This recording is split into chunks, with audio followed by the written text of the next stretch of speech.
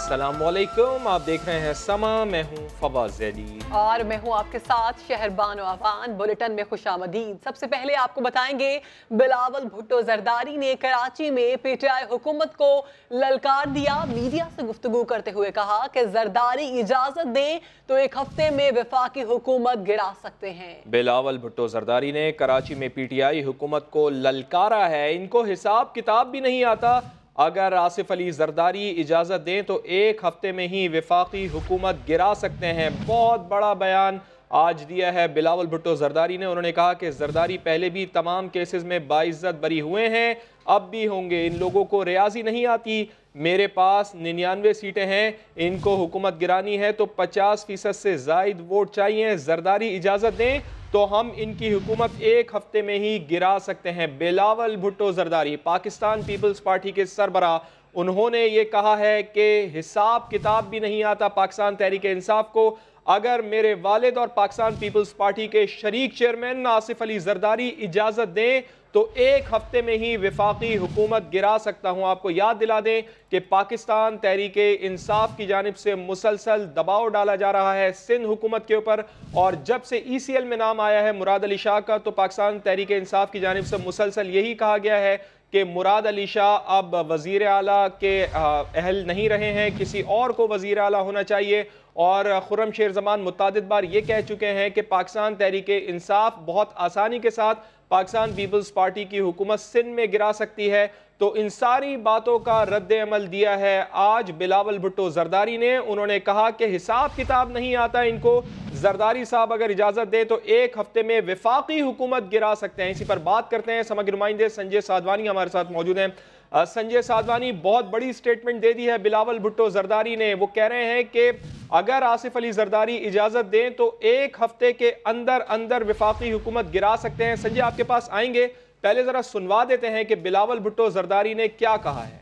आपने बिलावल साहब ये बात कही कि बिलावल भुट्टो पर तो कोई करप्शन का इल्ज़ाम नहीं, हम मानते हैं। बिलावल तो एक साल से एहतसाब के अमल का भी शिकार है। जो इल्ज़ाम साबिक सदर आसिफ अली जरदारी और फरियाल तारुफ पर लगे, आप उन पर आपका क्या कहना है? झूठी, जाली, फिक्शनल बकवास है। ये आपने पहले भी देखा है। सदर जरदारी के खिलाफ कितने केसेस बने हैं। सदर जरदारी ने 11 साल जेल में गुजारा। हर केस में बाइज्जत बरी, और इसमें भी बाइज्जत बरी हो। तो ये बिल्कुल झूठा केस है। बिलावल साहब, ये भी इसमें बता दीजिएगा कि PTI की जानिब से ये काविशें जारी हैं कि सिंध हुकूमत को जो है वो तहलील करवा दिया जाए। गवर्नर राज की भी बातें जो हैं वो गर्दिश कर रही हैं। तो क्या समझते हैं आप इस बारे में? क्या सिंध हुकूमत को तहलील कर दिया जाएगा? क्या गवर्नर राज? मैं समझता हूँ कि सियासत तो ऑब्वियसली उनको नहीं आता, लेकिन वो गिन भी नहीं सकते। ओके, उनको मैथ भी नहीं आता है। मेरे पास सिंध में 99 सीट्स है सिंध असेंबली में। उनको मेरा तकरीबन 49 MPs को तोड़ना पड़ेगा। कुछ 18th अमेंडमेंट के बाद CM के वोट पे, फाइनेंस बिल के वोट पे, आपको अगर आपने पार्टी पॉलिसी से के खिलाफ वर्जी करना है तो आपको 50% से ज़्यादा MPs चाहिए। तो ये ख्वाब उनका कभी भी हकीकत में नहीं बदलेगा। मगर अगर सदर जरदारी इजाज़त दे, हमें सदर जरदारी एक इशारा दे, हम इनको हुकूमत को एक वीक में गिरा सकते हैं। उनका तो सिर्फ 6 सीट का मेजॉरिटी है वफाक में, उनका तो इससे भी छोटा मेजॉरिटी है पंजाब में। बस सदर जरदारी हमें इजाज़त दे, हम इनका हुकूमत भी गिरा सकते हैं, हम इनको जेल भी भेज सकते हैं, लेकिन बस सदर जरदारी हमें इजाज़त दे। तो समग्र नुमाइंदे संजय साधवानी हमारे साथ मौजूद हैं। संजय साधवानी, बिलावल भुट्टो जरदारी ने वाज़ेह तौर पर कह दिया है कि PTI का ख्वाब कभी पूरा नहीं होगा। देखिए, आज बिलावल भुट्टो जरदारी जो है आपसी के घर आए थे। हमने इनसे बात की। जब मैंने ये सवाल किया कि पाकिस्तान तहरीक इंसाफ कह रही है कि हम सिंध हुकूमत गिराने जा रहे हैं, तो बिलावल भुट्टो ने जवाब दिया कि मेरे तो 49 MPs जो है तोड़ना होंगे 18वीं तरमीम के बाद। अगर साबिक सदर आसिफ अली जरदारी हमें इशारा दे तो हम वफाकी हुकूमत एक हफ्ते के अंदर गिरा सकते हैं, क्योंकि इनके पास नंबर गेम नहीं है। सिर्फ 6 MLA वहाँ पर इजाफी है। अगर जरदारी साहब इशारा करें तो मैं वफाकी हुकूमत एक हफ्ते के अंदर गिरा सकता हूँ। तो साबिक सदर आसिफ अली जरदारी तो हुकूमत गिराने के माहिर समझे जाते हैं, मगर बेटे बिलावल भुट्टो जरदारी ठीक है संजय, हमारे साथ आप मौजूद ही रहिएगा। और इस वक्त वज़ीर आज़म के मुआविन खुसूसी नईमुल हक साहब हमें ज्वाइन कर चुके हैं। नईम साहब, बहुत शुक्रिया आपके वक्त के लिए। बताइएगा, जरदारी साहब अगर इजाज़त दें तो आपकी हुकूमत तो एक हफ्ते में गिरा सकते हैं बिलावल भुट्टो जरदारी, क्या आपका रिएक्शन है सर? देखिए, बिल्ली को ख्वाब में छींचड़े नजर आते हैं और ये उनकी खुशफहमी है कि वो हमारी हुकूमत गिराने का सोच रहे हैं और समझते हैं कि कर सकते हैं। हकीकत तो ये है कि कौमी असम्बली में पीपल्स पार्टी के कम अज कम 5-6 जो मेंबरान हैं उन्होंने हमारे से रवाबित कायम किए हुए हैं, हमारे से रब्ता है बाकायदा। इनको तो मैं समझता हूँ कि अपने ही मेंबरान की हिस्सेदारी शायद ना मिल सके, तो मैं समझता हूँ कि मैं इनके इस बयान को कोई अहमियत नहीं दूंगा। बिलावल ने जो अभी बात की है कि हुकूमत गिरा सकते हैं, मैं समझता हूँ कि इस वक्त हमारी हुकूमत बड़ी मजबूत है और उसको कोई भी ताकत इस वक्त नहीं गिरा सकती। अच्छा, जितने कॉन्फिडेंस के साथ आप ये कह रहे हैं कि आपकी हुकूमत विफाक में मजबूत है, बिल्कुल उसी तरह से आसिफ अली जरदारी भी ये कह रहे हैं, बिलावल भुट्टो जरदारी भी ये कह रहे हैं कि सिंध में उनकी हुकूमत बहुत ज़्यादा मजबूत है, आप उसको नहीं गिरा सकते। अगर आपको गिराना है तो 49 MPs आपको चाहिए होंगे, तो सिंध में आप आखिर करने क्या जा रहे हैं इनके साथ? देखिए, ये तो वज़ीर आज़म की हिदायत है कि हम आइन के खिलाफ कोई कदम नहीं उठाएंगे और ना उठाने का इरादा है। मैं नहीं समझता कि सिंध में जो इस वक्त एक सियासी माहौल है जिसका पारा इतना चढ़ा हुआ है, मैं समझता हूँ कि वो मीडिया में भी मीडिया का भी एक बड़ा अहम रोल है। तो ये है कि हमारी जमात जो है वो एक कौमी जमात है, हमारी सिंध में भी मकबूलियत है और चारों सूबों में मैं समझता हूँ कि हमारी एक अहमियत है। हम ये जो JIT की रिपोर्ट के बाद जो हालात पैदा हो रहे हैं और जरदारी साहब का जो अब अगले हफ्ते या 10 दिन में जो भी फैसला आएगा उसकी रोशनी पार्टी और सिंध में भी हैं उनकी पार्टी के मेंबरान जिन्होंने हमारे से रब्ता किया हुआ है। हम समझते हैं कि अगर आज सिंध में इलेक्शन हो तो पीपल्स पार्टी जो है वो हार जाएगी, क्योंकि पूरा सिंध अब इस बात को समझ चुका है कि पीपल्स पार्टी की मौजूदा क़यादत ने इस सूबे को इस बेदर्दी से लूटा है।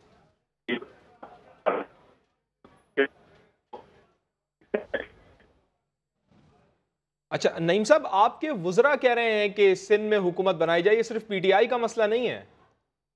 देखिए, ये एक पार्लिमानी सियासत में ऐसी बात गुफ्तगू होती रहती है और कि भी अगर जैसे अभी बिलावल ने जो गुफ्तगू की कि जी हम मेंबर हमारी बड़ी कम मेजॉरिटी है और ये है और वो है, तो ये पाकिस्तानी गुफ्तगू है, ये सियासी गुफ्तगू है। मैं समझता हूँ आदियत की अहमियत है वो उसी हद तक रहनी चाहिए। ठीक है, वज़ीर आज़म के तर्जुमान नईमुल हक साहब हमारे साथ मौजूद थे। बिलावल भुट्टो जरदारी के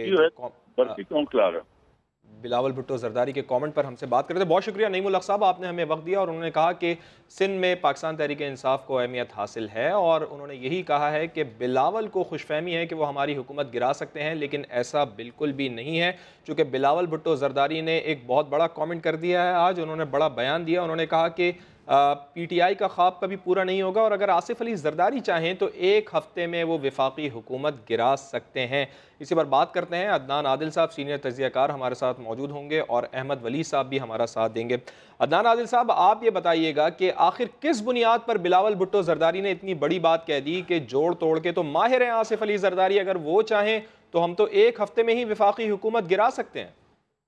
जी, उनकी बात में खासा वजन है, क्योंकि तहरीक इंसाफ को बहुत ही थिन मेजॉरिटी है, बहुत ही कम MNAs के साथ उन्होंने हुकूमत बनाई है और जो पार्टी है PTI उसको सिंपल मेजॉरिटी तो इलेक्शंस में नहीं मिली थी।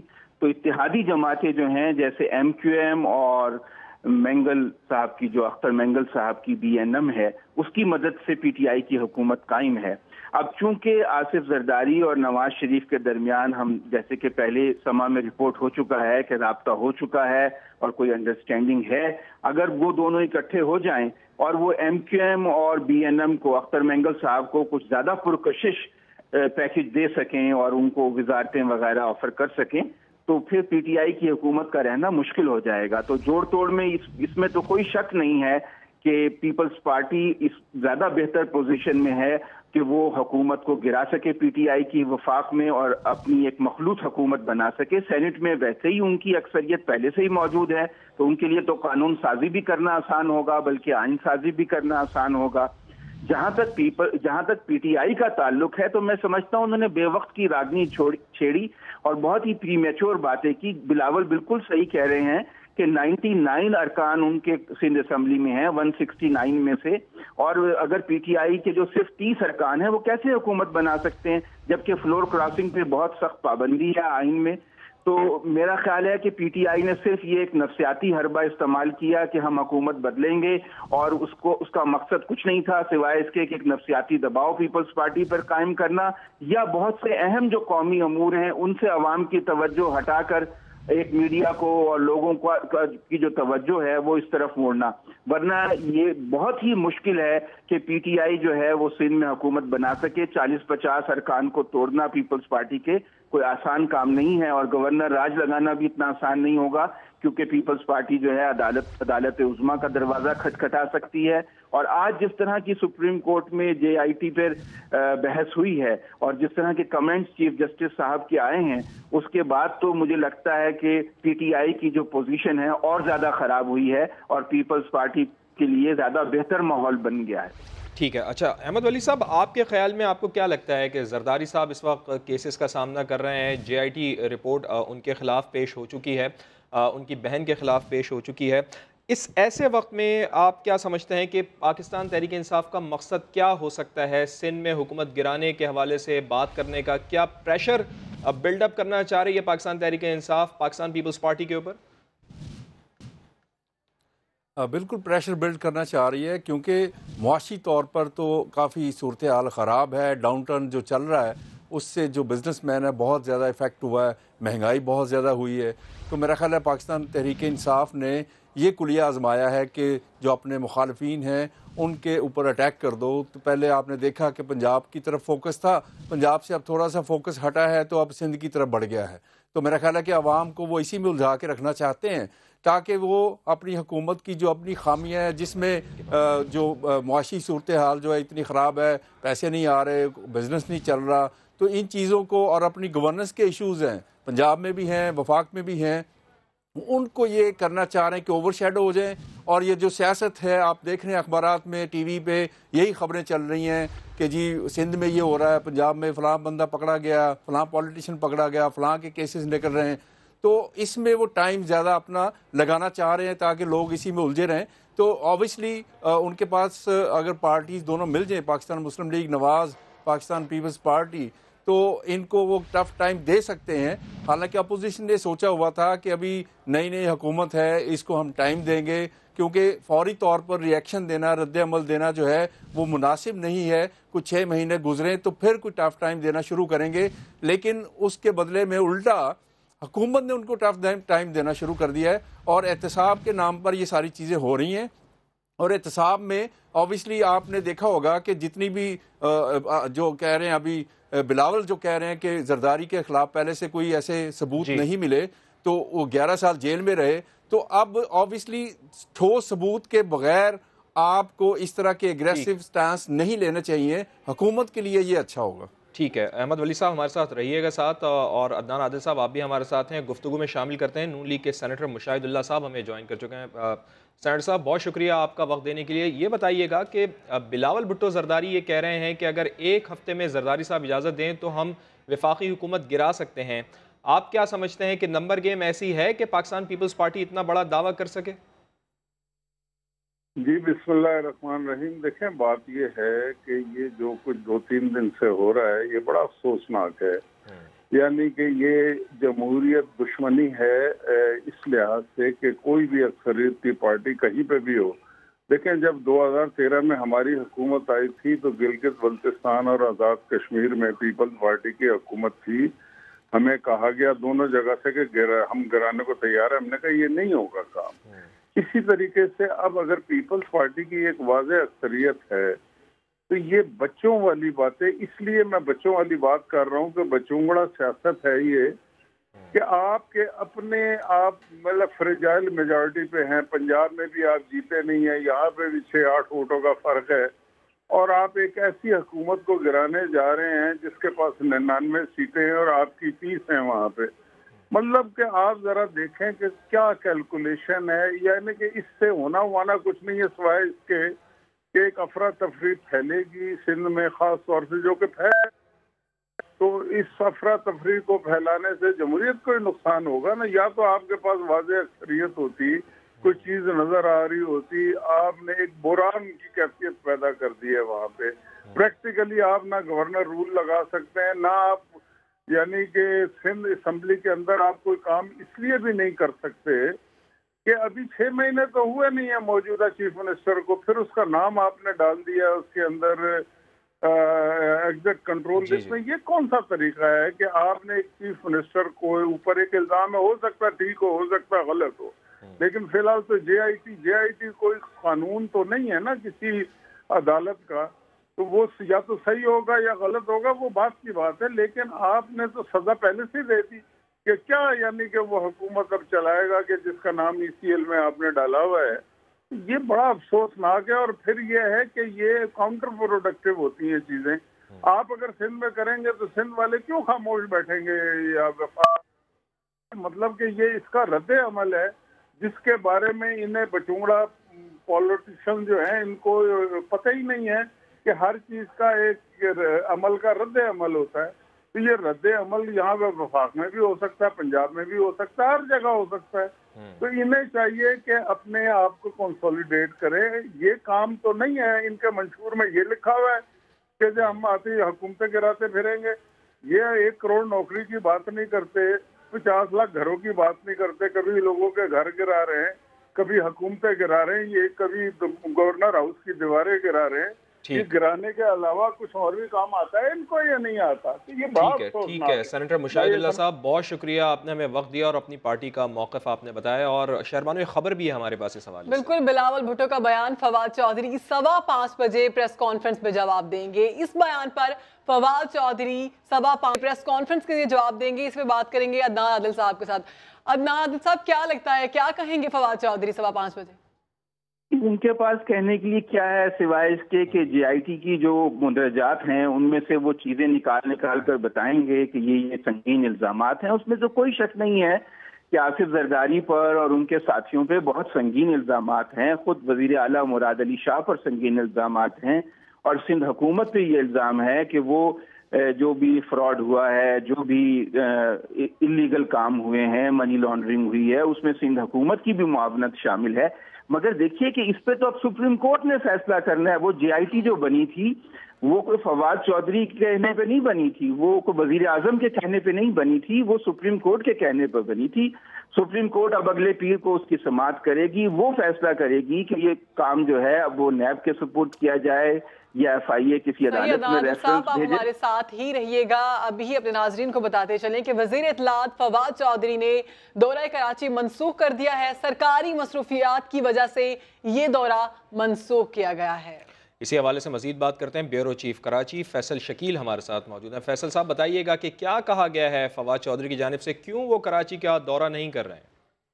جی بالکل, فواد چودھری کو جو ہے وہ آج کراچی پہنچنا تھا, جہاں پر ان کی گورنر ہاؤس میں ملاقات طے تھی. اس کے علاوہ جو ہے وہ ان کو علی رضا عابدی کے گھر جانا تھا, لیکن اچانک سے جو ہے وہ انہوں نے اپنا دورہ منسوخ کر دیا ہے, اور بتایا گیا ہے کہ سرکاری مصروفیات کی وجہ سے جو ہے وہ یہ دورہ منسوخ کیا گیا ہے. ٹھیک ہے فیصل شکیل, آپ ہمیں بتا رہے تھے کہ سرکاری مصروفیات کی بنا پر فواد چودھری نے کراچی کا دورہ منسوخ کیا ہے, اور ایسے میں پیپلز پارٹی کی قیادت کا امتحان کیا نون لیگ ساتھ دے گی؟ نواز شریف کے قریبی ساتھی پرویز رشید نے حکمت عملی بتا دی ہے. سما کے نمائندہ خصوصی نعیم اشرف بٹ سے انٹرویو میں بولے, جس طرح ہم نے عدالت میں صفائی دی ہے یہی راستہ دوسرے لوگوں کو بھی اختیار کرنا چاہیے, مگر یہ مکافات عمل صرف سیاستدانوں تک ہی رہتے ہیں. دائیں بائیں آنکھیں بند رہتی ہیں. انہوں نے یہ بھی کہا کہ کراچی یا سندھ میں آخر کون سی ایسی صورتحال بن گئی ہے کہ گورنر راج لگایا جائے. مزید کیا کہا آپ کو بھی سناتے ہیں. یہ مکافات عمل جو ہے یہ صرف سیاستدانوں تک ہی رہتے ہیں, دائیں بائیں نہیں دیکھتا, دائیں بائیں اس کی آنکھیں بند رہتی ہیں. ہم نے अपनी सफाई अदालतों में दी है। यही रास्ता अब दूसरे लोगों को भी इख्तियार करना चाहिए। जमातों में वक्त का तकाजा होता है जो किसी के किरदार का मुतकाजी होता है। मुस्लिम लीग नून जब महसूस करेगी कि उन्होंने मरियम नवाज से काम लेना है तो फिर हम उन्हें आवाज़ देंगे और वो ज़रूर पाकिस्तान मुस्लिम लीग नून की आवाज़ पर लब्बैक कहेंगी। नवाज शरीफ साहब जेल में हैं। मरियम नवाज तो जाना चाहेंगी। मरियम क्यों अपने वालिद को जेल में छोड़ के बाहर चली जाएंगी? वो तो वालिद के साथ जेल जाने को तैयार होती हैं। पिछली दफ़ा वालिद के साथ ही गई थी, तो वो तो वालिद के साथ रहना चाहती हैं, वालिद की खिदमत करना चाहती हैं। हम पर इल्ज़ाम ये था कि हमने पाकिस्तान को कर्ज़ों में डुबो दिया। आप उस कर्ज के इवज़ अपने पैसे भी शामिल करके असासे तश्कील देते हैं। जितने कर्जे लिए गए क्या उनके असासे पाकिस्तान में मौजूद हैं या नहीं मौजूद? पाकिस्तान में 1300 मेगावाट बिजली जो है अगर आज नई प्रोड्यूस हो रही है जो पहले नहीं होती थी, तो वो हमारा असासा है। आज जो हुक्मरान है वो भीख मांग रहे हैं। कर्ज में और भीख में ये फ़र्क होता है कि कर्ज के ज़रिए आप पाबंद होते हैं कि आप असासा तामीर करेंगे, वो असासा मुनाफे में बदलेगा और उस मुनाफे में से कर्जे की रकम वापस करेंगे। लेकिन ये जो भीख मांगी गई है जो सिर्फ नुमाइशी है कि सिर्फ बैंक में पड़े होंगे और पाकिस्तानी कौम उस पर सूद अदा कर रही होगी, उसके ज़रिए कोई असासा तमीर नहीं होगा। शहबाज शरीफ साहब पकड़े गए, नैब ने पकड़ा, सौद रफीक साहब पकड़े, खादा सलमान रफ़ी और भी बहुत सारे ऐसे लोग। इंजीनियर कमर इस्लाम हैं, हनीफ अब्बासी साहब हैं। इन सब पे मरियम नवाज का कोई ट्वीट नहीं आया, लेकिन नवाज शरीफ साहब जब उनको जेल हुई है तो वो ट्वीट जो है बोलना शुरू कर। मरियम ने हर मौजू के ऊपर जो नाइंसाफ़ी है उसके बारे में गुफ्तगू की है। और साहब पे कोई ट्वीट नहीं आया, साद रफीक साहब पे कोई ट्वीट नहीं। ये उनकी वालदा के इंतकाल की बात है, जबकि वो वैसे खामोशी इख्तियार कर। रफीक साहब तो कुछ दिन हुए। जी यही मैंने आपसे अर्ज़ किया कि ये उनकी वालदा के इंतकाल के बाद की बात है। देखिए मरियम एक बहादुर खातून, मरियम जुल्म और नाइंसाफ़ी के खिलाफ सिंबल बनी है पाकिस्तान में। डील शील कुछ नहीं। एक आदमी जेल में बैठा हुआ है, रोज़ाना की बुनियाद पर अदालत जाता रहा है, रोज़ाना की बुनियाद पर। मुझे बताइए कि ये सवाल कहाँ से उठ रहा है जो आप फरमा रहे हैं? और ये कितना सवाल लोगों के जहन में, किसी के जहन में ये सवाल नहीं है। अमलन एक सियासी जमात की हुकूमत कायम हो गई है, ये बज़ाहिर शख्सी आमरीत की तरफ बढ़ते हुए नज़र आता है, खौफ आता है। दूसरी अपोजिशन को ख़त्म कर दिया गया। अपोजिशन नाम की कोई चीज़ जो है इस वक्त वजूद में नहीं है। लीडर ऑफ द अपोजिशन अगर जेल में है तो अपोजिशन कहाँ से? या तो हुकूमत भी उनके साथ जेल में चल के बैठ जाए। देखिए मुल्क में असम्बलियाँ मौजूद हैं, असम्बलियों में हमारी नुमाइंदगी मौजूद है, तो हम उस प्लेटफार्म को इस्तेमाल करते हैं। सड़कों का एहतजाज उस वक्त होता है जब इन अदारों का गला घोंट दिया जाता है। खान साहब को आपकी ज़रूरत पड़ सकती है। अभी तो वो 30,000 फुट की बुलंदी पे प्रवास कर रहे हैं। ज़रा किसी बैड वेदर का सामना जब उनके त्यारे को करना पड़ेगा, काले बादल आएंगे, त्यारा डगमगाएगा, तो फिर खान साहब क्या रवैया अख्तियार करते हैं उसके मुताबिक हम भी अपना फैसला कर लेंगे। आप त्यारे को फिर बचाएंगे या उसे देंगे या तबाह होने देंगे? कतई नज़र इसके कि किसी ने हमारे साथ क्या सलूक किया। अगर निज़ाम को कभी कोई ख़तरात दरपेश होंगे तो मुस्लिम लीग नून निज़ाम के साथ खड़ी होगी। गवर्नर राज को क्यों सपोर्ट किया जाए जब असम्बलियाँ मौजूद हैं? तो कराची में या सिंध में जिसकी तरफ आपका इशारा है, कौन सी ऐसी सूरत हाल बन गई है कि वहाँ पे गवर्नर राज नाफिज कर दिया जाए? तो वो छेड़छाड़ माजी में भी जब हुई, खा मुस्लिम लीग नून ने भी की या किसी दूसरे ने की, तो क्या हमने कोई ऐसा जन्नत का माहौल बनाने में हम कामयाब हो गए कि उस नाकाम तजर्बे को दोबारा दोहराया जाए? ओपन कह रहे हैं तो वो ये कह रहे हैं कि हम हॉर्स ट्रेडिंग कर रहे हैं। तो ये तो हॉर्स ट्रेडिंग तो एक मनफी अमल है। इसी पर बात करेंगे अहमद वलीद साहब से। अहमद वलीद साहब, बिलावल कह रहे थे कि वफाकी हुकूमत गिरा सकते हैं, जबकि दूसरी जानिब परवेज रशीद साहब ने कहा कि जब जरूरत पड़ी मरियम नवाज लब्बैक कहेंगी। क्या पीपी नून लीग का साथ देगी? دیکھیں نون لیگ تو ابھی تو احتیاط برت رہی ہے، ان کی کوشش ہے، کیونکہ ان کے جو رہنما ہیں ان کا یہ کہنا ہے کہ انہوں نے برداشت کر لیا، انہوں نے سفر کر لیا، جو کچھ کرنا تھا، جیلیں بھی دیکھ لیں، اب وہ ساری چیزیں جو ہیں برداشت کر کے، دیکھ کے، سفر کر کے، تو اب وہ اس طرح سے پارٹی کو، پیپلز پارٹی کو اس طرح سے ابھی کوئی اشارہ نہیں کرا رہے، کیونکہ ان کا کہنا ہے ابھی جیسے پرویز رشید صاحب کہہ رہے ہیں کہ پاکستان پیپلز پارٹی جو ہے جیسے ہم نے عدالتوں میں جواب دیے ہیں تو اب پاکستان پیپلز پارٹی بھی عدالتوں میں جواب دے. تو میرا خیال ابھی ویٹ اینڈ سی کی سچویشن ہے، کیونکہ حکومت کی طرف سے جو جارحانہ رویہ چل رہا ہے اپوزیشن کی طرف وہ بڑا خوفناک ہے، کیونکہ سب سے پہلے تو کوئی بھی حکومت جو ہے اپنے آپ کو استحکام دیتی ہے، اپنے اسٹرانگ ہولڈ بناتی ہے، مضبوط ہو کے معیشت ٹھیک کر کے پھر اپوننٹس کو اٹیک کرتی ہے، یعنی اگر کوئی ایسی چیزیں ہیں بھی تو. لیکن ابھی سٹارٹ میں ہی یہ چیزیں سامنے آنا شروع ہو گئی ہیں کہ حکومتیں گرانا اور سیاستدانوں کی احتساب کی طرف بڑھنا جو ہے وہ حکومت کے لیے بھی مشکل وقت آگے آ سکتا ہے. اچھا عدنان عادل صاحب، بڑی ایک اہم بات کی سینیٹر پرویز رشید صاحب نے، انہوں نے کہا کہ جس طرح عدالت میں ہم نے صفائی دی ہے بالکل یہی راستہ دوسرے لوگوں کو بھی اختیار کرنا چاہیے. ہم نے دیکھا تھا کہ ماضی میں اس طرح کے بیانات دیے گئے تھے نون لیگ کی قیادت کی جانب سے کہ ہم نے تو بھگتا ہے نیب کو، اب یہ لوگ بھی بھگتے ہیں، اب ان کے اوپر بھی کیسز بنے ہیں تو ان کو پتہ چلے گا.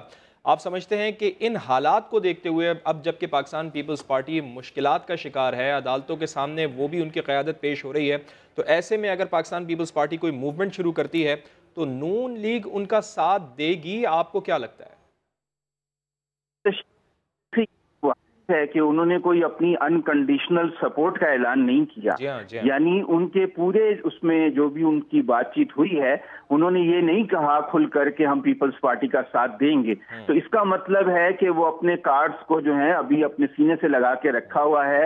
اگر پیپلز پارٹی کا انہوں نے ساتھ دیا تو پھر وہ کچھ شرائط طے ہوں گی اور وہ بہت ٹف بارگین کریں گے. لیکن پیپلز پارٹی کو انہوں نے میسج دیا کہ ہم نے تو بھگتا ہے احتساب، اس وقت تو آپ نے ہمارا ساتھ نہیں دیا، تو اب آپ بھگتیں، اب آپ بھی جا کر عدالتوں میں ان کیسز کا سامنا کرنا پڑے. میرا خیال ہے ان کی کیلکولیشن یہ ہے کہ ریاستی ادارے ابھی عمران خان صاحب کے ساتھ کھڑے ہوئے ہیں اور عمران خان صاحب کی حکومت گرانا جو ہے وہ اتنا آسان کام نہیں ہوگا. عمران خان کے اتحادیوں کو توڑنا آسان نہیں ہوگا جب تک ریاستی اتحادی جو ہیں، ریاستی ادارے جو ہیں وہ عمران خان کے ساتھ ہیں. تو اس لیے وہ کھل کر ابھی پیپلز پارٹی کی سپورٹ کا اعلان نہیں کر رہے. جب وہ دیکھیں گے کہ عمران خان جو ہیں ان کے تعلقات ریاستی اداروں سے خراب ہونا شروع ہو گئے ہیں، شاید وہ پھر پیپلز پارٹی کا کھل کر ساتھ دیں، یا پھر پیپلز پارٹی جو ہے ایسی شرائط پہ ان کے ساتھ سمجھوتا کرے جو نون لیگ کو سوٹ کرتا ہو. تو اس لیے انہوں نے ابھی اپنے دروازے جو ہیں کھلے رکھے ہیں. باقی ان کی ریٹرک ہے، وہ کہتے ہیں کہ ون پارٹی رول ہے. بھئی ون پارٹی رول کیسے؟ آپ کا جو اپوزیشن لیڈر ہے اسے پبلک اکاؤنٹس کمیٹی کا چیئرمین بنا دیا گیا ہے، جو بہت بڑی بات ہے کہ ایک شخص جو خود حراست میں ہے اور وہ پاکستان کی سب سے بڑی اینٹی کرپشن کمیٹی پارلیمان کی کا ہیڈ بن گیا ہے، وہ اپنے سمن خود جاری کر سکتا ہے. سینٹ میں اپوزیشن کی اکثریت ہے اور سندھ میں پیپلز پارٹی کی حکومت ہے. تو ون پارٹی رول والی تو کوئی بات نہیں ہے. لیکن پرویز رشید کی بات سے یہ واضح ہوتا ہے کہ نون لیگ نے ابھی اپنی انکنڈیشنل سپورٹ جو ہے وہ پیپلز پارٹی کو نہیں دی ہے. ٹھیک، بہت شکریہ آپ کا عدنان عادل صاحب، اور احمد ولی صاحب آپ کا بھی شکریہ. جعلی اکاؤنٹس کیس میں 172 افراد کے نام ای سی ایل میں کیوں ڈالے گئے؟ سپریم کورٹ حکومت پر برس پڑی. وفاقی کابینہ کو فیصلے پر نظر ثانی کرنے کا حکم. چیف جسٹس نے ریمارکس دیے کہ وزیر اعلیٰ مراد علی شاہ نے باہر جانا ہے تو درخواست دیں، نام نکلوا دیں. آصف علی زرداری اور فریال تالپور کو 1 ہفتے میں جواب جمع کرانے کی مہلت دے دی گئی ہے. اسلام آباد سے ذوالقرنین اقبال کی رپورٹ. سپریم کورٹ میں جعلی بینک اکاؤنٹس کیس کی سماعت. چیف جسٹس وزیر اعلیٰ سندھ سمیت 172 افراد کے نام ای سی ایل میں ڈالنے پر برہم. ریمارکس دیے کیا لوگوں کے نام ای سی ایل میں ڈالنا معمولی بات ہے؟ وزیر اعلیٰ سندھ کا نام لسٹ میں شامل کرنا ایک دھبا ہے. کیوں نہ سب سے پہلے وزیر اعلیٰ پنجاب عثمان بزدار کا نام ای سی ایل میں ڈال دیں. مراد علی شاہ نے باہر جانا ہے تو درخواست دیں، نام نکلوا دیں گے. چیف جسٹس نے جے آئی ٹی سربراہ کو بھی جھاڑ پلا دی. بولے جے آئی ٹی کا مینڈیٹ اور اختیار کیا ہے؟ ملک میں ایسے حالات کیوں پیدا کرتے ہیں؟ عدالت نے حکومت اور اپوزیشن کو کیس پر تبصروں سے روک دیا. چیف جسٹس نے استفسار کیا کہ کدھر ہے پیمرا؟ زیر التوا کیسز مقدمات پر کیسے لوگ راہ شروع کر دیتے ہیں؟ طلبی پر وزیر مملکت داخلہ شہریار آفریدی پیش. معاملے پر بیان بازی نہ کرنے کی یقین دہانی کرا دی. सिंध में गवर्नर राज की अफवाहों पर चीफ जस्टिस ने वाजे कर दिया कि JIT रिपोर्ट की बुनियाद पर किसी को हुकूमत गिराने की इजाजत नहीं दे सकते। जमहूरियत को डीरेल नहीं होने देंगे। गवर्नर राज ऐसे नहीं लगेगा, जवाब देना पड़ेगा। अदालत का वफाकी काबीना को फैसले पर नजरसानी करने का हुक्म। ECL में नाम डालने की समरी और तमाम रिकॉर्ड तलब। आसिफ जरदारी और फरियाल तालपुर को 1 हफ्ते में जवाब जमा कराने की मोहलत देते हुए समाअत पीर तक मुलतवी कर दी। सुप्रीम कोर्ट में जाली बैंक अकाउंट्स केस की समाअत के दौरान नेशनल बैंक के वकील नईम बुखारी का कहना है कि ओमनी ग्रुप के वकील ने कहा चीफ जस्टिस से तारीख ले दो, 1 करोड़ रुपए देंगे। इसी पर मजीद बात करेंगे हमारे नुमाइंदे जुल्करनैन इकबाल से। जुल्करनैन इकबाल, ये बहुत बड़ा इंकशाफ किया गया है नईम बुखारी की तरफ से।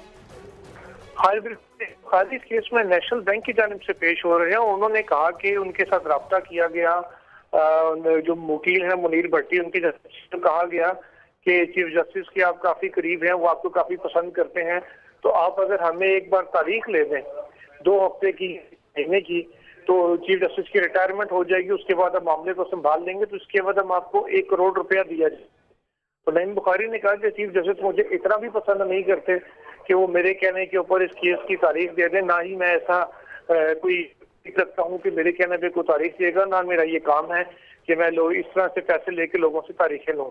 ये इंकशाफ और नईम बुखारी की जानिब से अदालत में समाअत के दौरान किया गया था। सही, बहुत शुक्रिया, आप हमें अपडेट कर रहे थे जुल्करनैन। और अब आपको बताएं, कराची वालों को दिसंबर का महीना बहुत भारी पड़ा। कत्ल और गारतगरी समेत लूटमार की वारदातों ने शहरियों को खौफ में मुब्तला कर दिया। जो चीज़ें जिस तरीके से हो रही हैं ड्राइव, उसकी मेरिट्स पे मैं नहीं अभी कमेंट करूँगा, वो एक डिफरेंट इशू है, लेकिन उसकी वजह से जो अनएम्प्लॉयमेंट जनरेट हो रही है वो डेफिनेटली हमें अफेक्ट करेगी और उसकी वजह से क्राइम बढ़ेगा। जैसा कहा था वैसा हो गया। कराची वालों ने दिसंबर का महीना बहुत सख्त गुजारा। तजावुजात के खिलाफ ताबड़तोड़ कार्रवाइयों के बाद जराइम पेशा अनासिर ने शहर में हल्ला बोला। असलहे के जोर पर शहरियों से लूट मार जारी रही। मुख्तलिफ इलाकों से 12 गाड़ियां चोरी और 92 छीन ली गयी। रात 11 बजे के बाद शहरी अपनी गाड़ियों की ज्यादा हिफाजत करें, क्योंकि मुलजिमान सबसे ज्यादा वारदातें इसी दौरान करते हैं। मोटरसाइकिलों से भी शहरियों को महरूम किया गया। मुलजिमान ने 878 मोटरसाइकिलें छीन ली, 248 चोरी कर ली गई, सिर्फ 5 बरामद हो सकी। मोबाइल फोन्स की बात की जाए तो शहरियों से 1207 मोबाइल फोन छीन लिए गए, 18,000 चोरी हुए। मुलजिमान ने गाड़ियों के साइड ग्लास और एसेसरीज तक न छोड़ी। दिसंबर के महीने में ही कत्लो गारतगरी की वारदातें भी बढ़ी। साबिक MNA अली रजा आबदी, PSP के 2 कारकुनान और MK महाजर के 1 कारकुन को टारगेट किलर्स ने कत्ल कर डाला। समा के नुमाइंदे सऊद बिन मुर्तज़ा हमारे साथ मौजूद हैं। सऊद, ये बताइएगा कि सबसे ज्यादा वारदातें कराची के किस इलाके में हुई हैं? जी बिल्कुल, देखिए साल में का आखिरी महीना दिसंबर के महीने में सबसे ज़्यादा वारदातें रिपोर्ट हुई।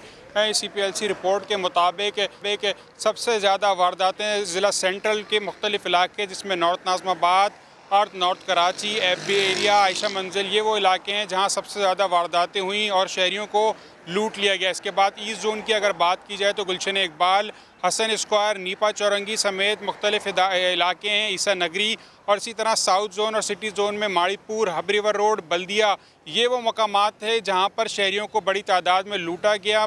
इनकी मोटरसाइकिलें, गाड़ियाँ और कीमती मोबाइल फ़ोन से उनको महरूम कर दिया गया असले के ज़ोर पर। अगर बात की जाए तो सिर्फ 1000 से ज़ायद मोबाइल फ़ोन छीने गए। इसी तरह 1500 से ज़ायद मोबाइल फ़ोन जो है शहर में सिर्फ 1 महीने के दौरान चोरी किए गए। इसी तरह 5 से ज़ायद गाड़ियाँ छीनी गई और तकरीबन 65 से ज़ायद गाड़ियाँ चोरी भी हुई। इसी तरह मोटरसाइकिल की जो वारदात हैं उसमें भी जो है इजाफा हुआ।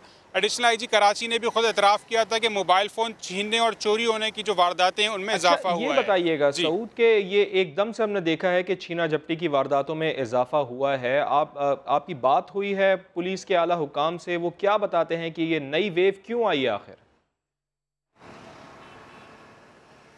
देखिए, कराची में एक वक्त में दहशतगर्दी ख़त्म हो गई थी, लेकिन पे दर पे इस तरह के वाक़यात दिसंबर में हमने देखा कि हुए अचानक, और उसके बाद लगता है ऐसे कि पुलिस का फोकस दोबारा एक बार फिर स्ट्रीट क्राइम से हटकर दहशतगर्दी के जो वाक़यात हुए उस पर चला गया है। اور جو اسٹریٹ فورس بنائی گئی تھی کراچی پولیس کی جانب سے وہ اب اتنی زیادہ کارآمد ثابت نہیں ہو سکی ہیں. اسی وجہ سے لگتا ہے ایسا ہے کہ شہریوں کو مزید نفری اور کراچی کو مزید نفری کی ضرورت ہے اور اس طرح کی فورس کی ضرورت ہے. پولیس حکام کا بھی یہ کہنا ہے کہ سیف سٹی پروجیکٹ اگر بن جائے تو کافی حد تک مدد مل سکتی ہے. جس طرح کے لاہور سمیت مختلف مقامات پر بنایا گیا ہے مختلف شہروں میں, تو کراچی پولیس چیف ہو یا دیگر پولیس افسران ان کا بھی یہ کہنا ہے کہ ایک تو پولیس کی نفری کا سامنا کرنا پڑتا ہے اور اس کے ساتھ ساتھ اس کے باوجود وہ جرائم پر قابو پانے کی کوشش کر رہے ہیں اور کراچی میں اسٹریٹ کرائم بڑھنے سے شہری خوف کا شکار ہیں. کیا کہنا ہے آپ کو دکھا دیتے ہیں. اسٹریٹ کرائم اسی طرح یقین کریں جتنا مہنگا موبائل ہوتا ہے اتنے ہی ڈر کے نکلتے ہیں. بہت زیادہ اسٹریٹ کرائم بڑھ گئے ہیں. اللہ کرے کوئی ان کو حکومت کو ان پر زیادہ توجہ دے. ڈر لگتا ہے رات کو میں جب جاتا ہوں گھر تو لیٹ جاتا ہوں, خوفناک راستے اندھیرے ہوتے ہیں تو سر لگ رہا ہوتا ہے کہ یار کوئی ہاتھ سے چھین جائے گا. 2 بار تو میرا موبائل چلا گیا بھائی, اس سے زیادہ اور کیا بتائیں. وہ لائسنس چلا گیا, NIC چلا گیا, اب اس کے چکر کاٹ رہے ہیں, دھکے کاٹ رہے ہیں. کراچی میں اسٹریٹ کرائم میں تیزی آ گئی. ابوالحسن اصفہانی روڈ پر شہری لٹ گیا. ملزمان نے شہری کے کریڈٹ کارڈ پر 8,000 روپے کی شاپنگ کر ڈالی. شہری نے پولیس میں رپورٹ درج کروا دی. سعود بن مرتضی رپورٹ کریں گے. کراچی والے اگر لوٹ مار کا شکار ہوں, موبائل اور والیٹ چھن جائے, اسٹریٹ کرمنلز ATM یا کریڈٹ کارڈ بھی لے گئے ہیں تو فوری انہیں بلاک کروائیں, کیونکہ لٹیرے ہوشیار ہو گئے ہیں, شاپنگ بھی کر ڈالتے ہیں. ان لٹیروں نے ابوالحسن اصفہانی روڈ پر اسلحے کے زور پر شہری کو لوٹا اور پھر گلشن اقبال میں کپڑوں کے سٹور پر شہری کے کریڈٹ کارڈ پر 8,000 روپے کی خریداری کر ڈالی. شہری کی رپورٹ پر سٹور سے ملزمان کی CCTV نکلوائی گئی. ملزمان کی خریداری کی رسید بھی مل گئی. پولیس نے CCTV کی مدد سے ملزمان کی تلاش شروع کر دی. سعود بن مرتضی, سما, کراچی. کراچی سرکولر ریلوے کی زمین سے قبضہ ختم کیا جائے گا. رہائشی مکانات کب ہٹائے جائیں گے؟ محکمہ ریلوے نے ضلع وسطی کے انتظامیہ سے جنوری میں آپریشن کرنے کی تاریخ مانگ لی. مزید جانتے ہیں, سما کے نمائندے خورشید عالم ہمارے ساتھ موجود ہیں. خورشید عالم, بتائیے گا کہ جنوری میں بڑا آپریشن ہونے جا رہا ہے. جی ہاں بالکل. محکمہ ریلوے نے ڈپٹی کمشنر وسطی سے مدد طلب کر لی ہے اور کہا ہے کہ جو رہائشی تجاوزات ہیں انہیں خالی کرانے کی تاریخ دی جائے. اس حوالے سے یہ واضح کر دوں کہ 25 جنوری تک 45 دن کی مدت ختم ہو رہی, سپریم کورٹ کی دی گئی.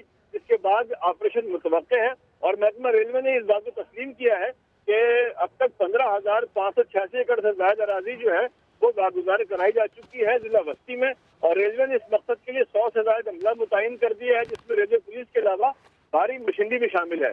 ڈپٹی کمشنر وسطی کے ذرائع کا کہنا ہے کہ 25 جنوری کے بعد یقیناً اس کام کا آغاز کیا جائے گا, لیکن محکمہ ریلوے اس سے پہلے مقامی لوگوں کے گھروں پر وہاں پہ نوٹس چسپاں کر دے. جی بہت شکریہ آپ کا خورشید عالم.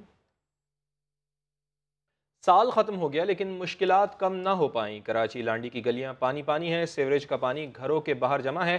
علاقہ مکین کہتے ہیں کہ کئی بار شکایات کے باوجود مسئلہ حل نہیں ہو پا رہا. اسی پر بات کریں گے سما کے نمائندے علی حسنین سے. علی, کن مشکلات کا سامنا ہے لوگوں کو؟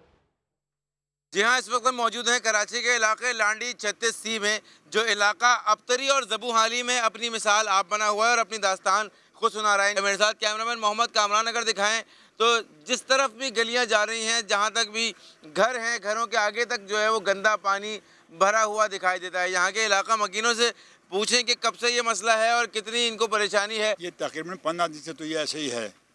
اس کے علاوہ بھی پانی کا مسئلہ یہ ہے, یہی پانی پینے کا پانی میں آتا ہے کہ 1.5 سال ہو گیا پینے کا پانی یہاں نہیں ہے. بالکل گھر سے نکلنا مصیبت ہو گیا, اتنا وائرل پھیلا ہوا یہاں. یہ میرا بچہ کم از کم 12 دن اسپتال میں رہ کے آیا, اس کو وائرل ہو گیا تھا ٹائیفائڈ, اور بیماریاں پھیلی, مچھر ہوئے ہوئے ہیں اس علاقے میں. شکوہ وہی ہے جو تقریباً کراچی کے علاقہ مکینوں کا ہے کہ ہمارا کوئی پرسان حال نہیں اور نہ ہی ان مسائل کو حل کرنے کی کوئی یقین دہانی ہمیں کہیں سے ملتی ہے.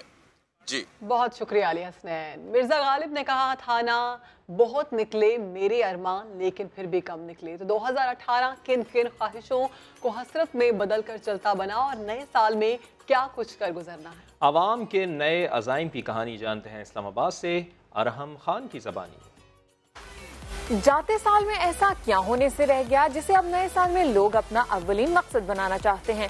آئیے انہی سے جانتے ہیں. میں ایک बहुत बड़ा इवेंट ऑर्गेनाइजर बनना चाहती हूँ पाकिस्तान का। नेक्स्ट ईयर प्लान है हमारा ऑस्ट्रेलिया का, जो कि मैं इस साल नहीं जा सकी अपने हस्बैंड के साथ, तो नेक्स्ट ईयर इंशाल्लाह।